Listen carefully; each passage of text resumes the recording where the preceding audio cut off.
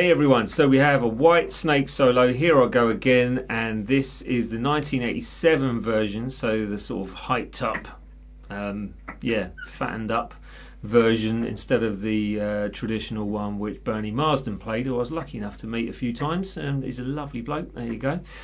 Anyways, so this one, I think it was John Sykes who played the solo on this. I could be wrong, it may have been Adrian Vandenberg, I'm not sure, but I think both of those guitarists were in Whitesnake at the time of recording the 1987 album. So maybe someone can set me straight in the comments on that one. So if you do like this video, please do consider liking, sharing, subscribing, hitting that bell button for all the future notifications, and visiting all the socials as well. Share this on your socials. Do that for us on your Facebook and all sorts. Anyway, let's get on with the actual track. But before we do that, the tab is on my website, which is dansguitar.com. All free, down below. Click there, go and visit it and download it. Nice one. Here comes the breakdown. So I've segregated the solo out into 6 different licks. That rhymes, and I'm some kind of poet by the sounds of it. So we start off with a chord, which is the G chord, so it's a G major. So you've got 10, 12, 12, 12. Now I use my 3rd finger for all the 12s, which makes it a lot easier because you're sliding out instead of trying to sandwich all those 3 fingers into that 12th fret. But if you don't know that, really, this solo is probably not for you anyway. But anyway, here we go. So you've got your 10th fret, slide it out into the single note part, which is technically lick 1 now, or as I've put it, which is that lick there. Vibrato's key for this as well. Trying to get the vibrato on point is really key, so make sure you learn that as best you can. So that's the 3rd string. Slide into that 4 if you want to. If not, start from that 4th fret. All is good. 5 and then 7, and then you slide from the 5 on the D string to the 7 with that vibrato in there as well. So that's lick number 1. Then you go to the 14 on the 3rd string, so you slide into that, which is basically a quick slide into it. So up to the 14, 3rd string, 3rd finger. Then it's same string, 12, 11, 12, then the 10th fret on the D string, again with that wide vibrato, just to flavour it up. That leads us into lick 3, which is the 14 sliding into that, so I'll probably use your 3rd finger on the D string. So it should be that with a slide from that 14 using your little finger up to the 16. So finishing that lick off. So actually, let me just go through that quickly because I forgot about that. So you've got your 14 slide into on a D string, 3rd string, 11, 12, 14, and then pick the 14 again, sliding up to the 16. Then, after leaving that sort of hanging for approximately a beat, half a beat actually, roughly-ish, you have the 16 which you're on already, strike that again, but you pull off to the 14, pull off to the 12, and then pick the 14, all on that same string, like that. Leads us into lick number 4, which is all based around a chord until you get to the last part, which is the 12th fret bend, full tone bend, where you're going to bring your 3rd finger into that. So this one is going through a D major, and that is 10, 12, 12, palm muted, and then the 10, so 10, 12, 12, 11 on the 3rd string, where you're going to slightly lift that palm mute off, to the 10 on your 2nd string. So now as you get to that 11 and the 10, come away from the chord, because you're going to go into the 12th fret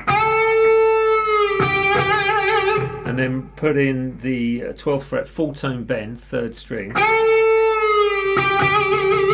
2 strikes after that, and then again some nice fluid wide vibrato to finish that lick off, which leads us into lick 5, which is the 17th fret on that 1st string, and you're going to bend that up and try and get that fluid vibrato all the way through. So you bend it, again bend it, and then let that down. So it's bend up, vibrato, bend up, let down. And then you've got your 15, 17 first string to the 15 on the second string with some vibrato. Now the next lick, which is lick 6, it's tricky, alright? So the pattern of it, I'll play it slowly and I'll pick my way through this. You've got...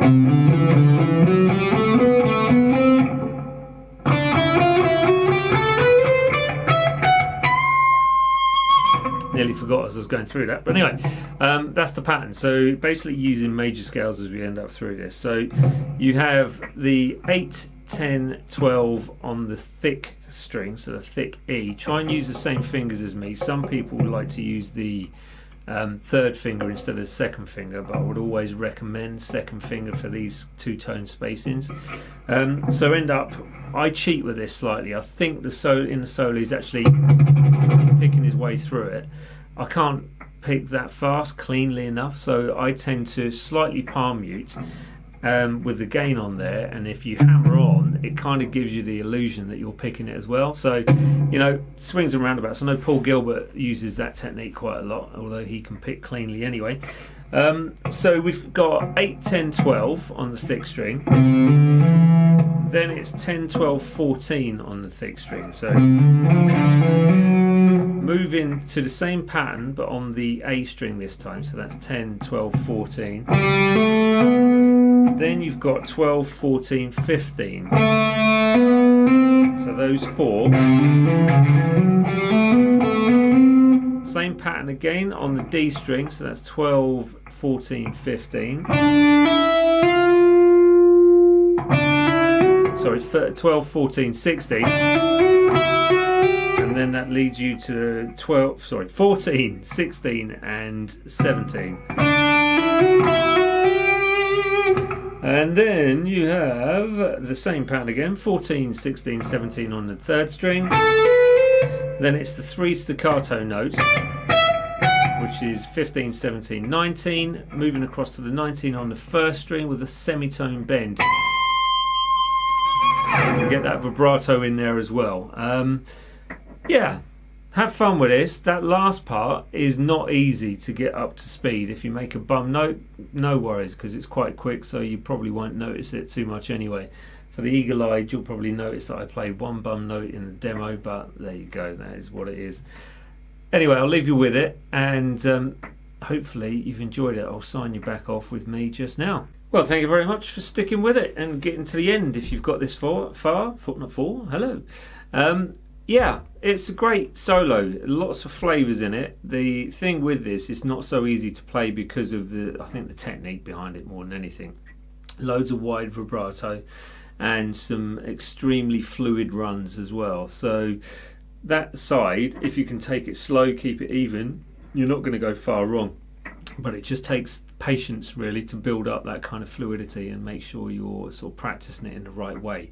So phrase training yourself, making sure that you're taking that trajectory, as it were, and building it slowly, and then you should be able to reach the speed within time. Some people get there quicker than others, but you know, that's the way of the world, right?